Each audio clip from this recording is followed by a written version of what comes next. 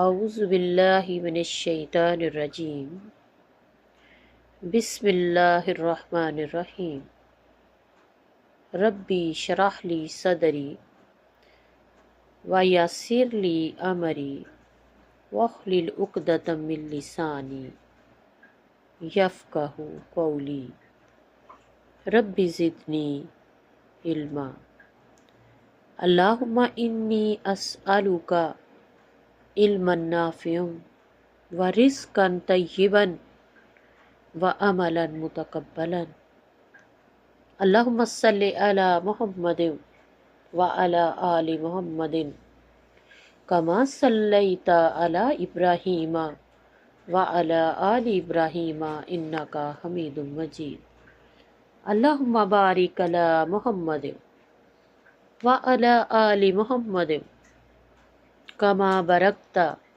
علی ابراہیم وعلی آل ابراہیم انکا حمید مجید۔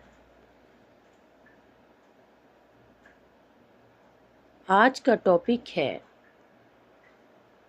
میت کا اکرام۔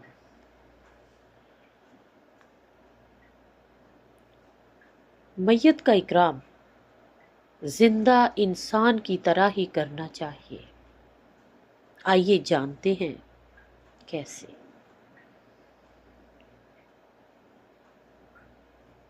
حضرت ابو ہریرہ رضی اللہ عنہ سے روایت ہے کہ میں نے رسول اللہ صلی اللہ علیہ وآلہ وسلم کو یہ فرماتے ہوئے سنا ہے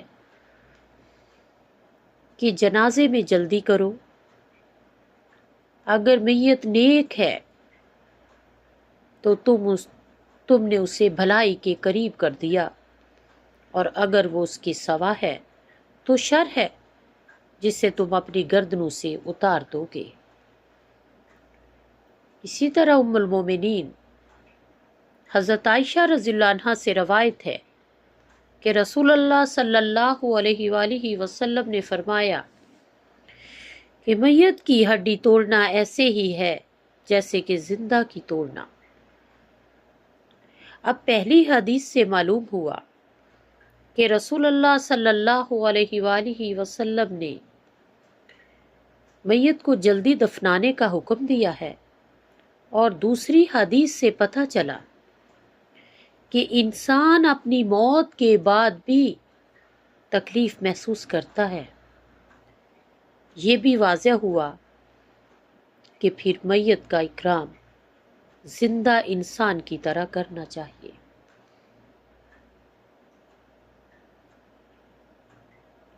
احادیث کو سمجھنے کے بعد ہمیں کچھ واقعات کو بھی اپنے ذہن میں لانا ہے کہ ہم بغیر وجہ کے جب کوئی اس دنیا سے چلا جاتا ہے تو گھنٹوں کسی کے بھی جنازے کو لے کر بیٹھے رہتے ہیں۔ کبھی فلاں کا بیٹا بیٹی وہاں ہے، کبھی اس کو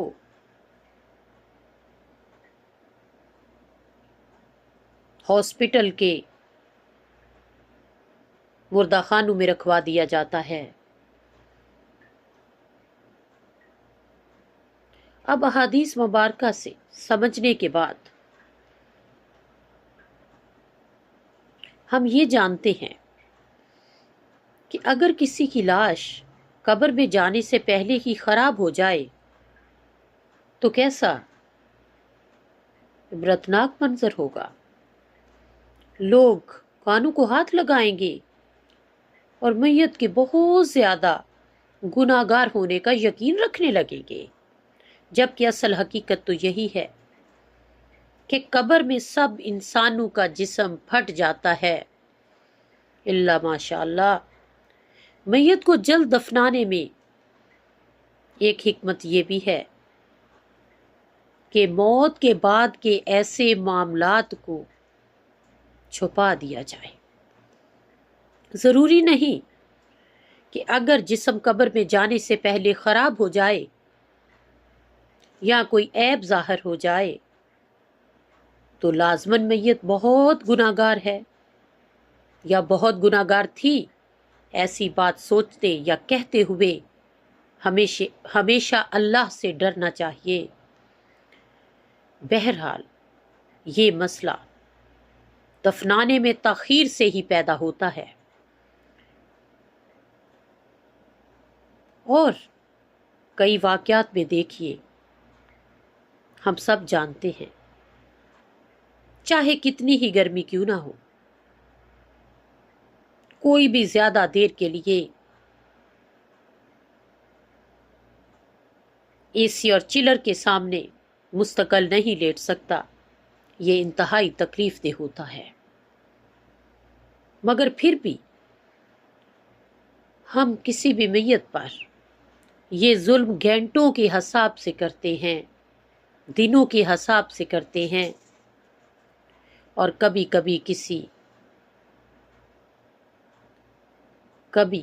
کسی زندہ انسان کے ناک کان میں برف رکھ کر دیکھیے وہ کیا رد عمل دیتا ہے۔ بہت تکلیف دہ ہونے کے باوجود یہ کم تر سطح کے تاخیری معاملات ہیں۔ کبھی کبھار میتوں کو سرد خانے میں رکھ دیا جاتا ہے۔ ذرا محسوس کرنے کی کوشش کیجئے کہ میت کے لیے سرد خانے کے منفی درجہ حرارت میں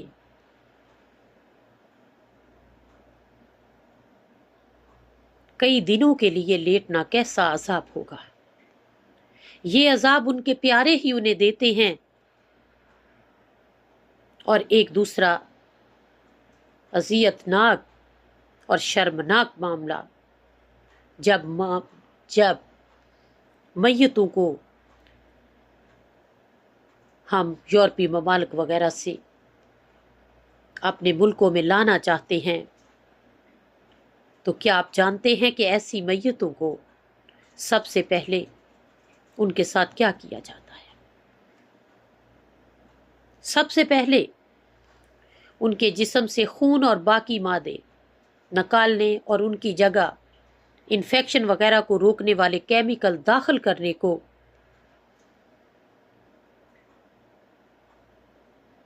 ایک پروسیجر کیا جاتا ہے۔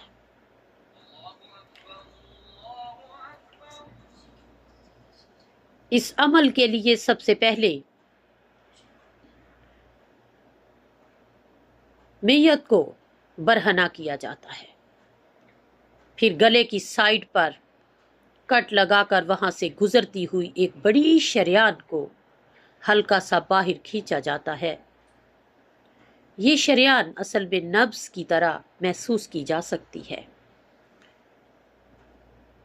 اس شریان کو ہلکا سا کاٹ کر اس میں کینولا داخل کیا جاتا ہے، اور پھر اس شریان کو باندھ دیا جاتا ہے تاکہ عمل کے دوران کینولا باہر نہ نکلے۔ اور یہ جو کینولا داخل کیا جاتا ہے یہ دوسری جانب سے ایک مشین سے لگا ہوتا ہے۔ وہ مشین ایک مادہ جسم میں دھکیلتی ہے جو سارے جسم کی رگوں میں پھیل جاتا ہے، اور خون کو جسم سے باہر نکالنے کے لیے ٹانگ کے جوڑ کے قریب ایک اور بڑی شریان کو کٹ لگایا جاتا ہے۔ اس کے بعد پیٹ اور سینے میں کٹ لگا کر جو انسان کے نرم اعضاء ہیں وہ تمام پنکچر کر دیے جاتے ہیں، اور پھر کیمیکل بھر کر پیٹ اور سینے کو سیل کر دیا جاتا ہے، اور منہ بند کرنے کے لیے کبھی کوئی گوند نما چیز یعنی گلو نما کوئی چیز لگائی جاتی ہے، اور کبھی سلائی کر دی جاتی ہے۔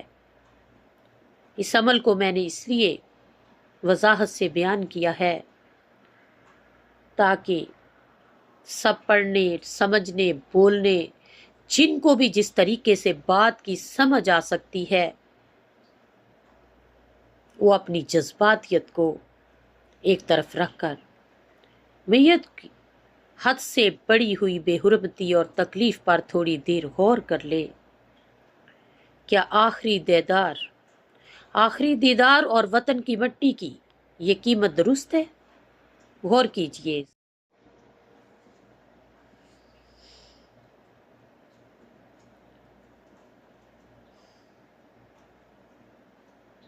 بہت سادہ اور سیدھی بات ہے.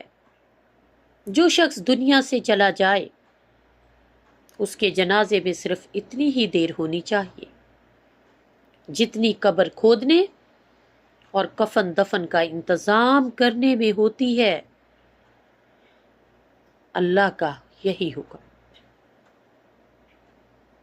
اور ہمیں اپنے اللہ کا حکم ہی ماننا ہے. اگر کوئی پیارا دور ہے تو وہ صبر کرے اور میت کے لیے دعا کرے اور اس کے لیے صدقہ کرے. صرف چہرہ دیکھنے کے لیے میت کو اتنی تکلیف نہ دیں. جس کی موت جہاں لکھی ہے وہی آنی ہے.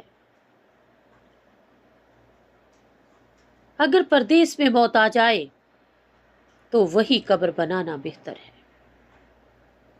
دعا کریے اللہ تعالی ہم سب کا انجام بخیر کرے اور ہم سب کو موت کے بعد کی بے حرمتی اور اذیت سے محفوظ رکھے. جس کے پاس بھی علم آ گیا اس پر لازم ہے، یعنی جو بھی اس بات کو جان لے اس پر لازم ہے کہ وہ باقی لوگوں کو اللہ کی بات ضرور بتائے. اور جو خواتین اپنے گھروں میں اختیار رکھتی ہیں وہ جنازوں کو جلدی لے جانے پر زور دیں. جو اختیار نہیں رکھتی وہ کم از کم اپنے عقیدے کو ہی درست کر لیں. اپنی اولاد کو یہ بات ضرور سکھائیں تاکہ ہمارے معاشرے سے یہ اذیت ناک جو رسمیں ہیں یہ دور کی جا سکے.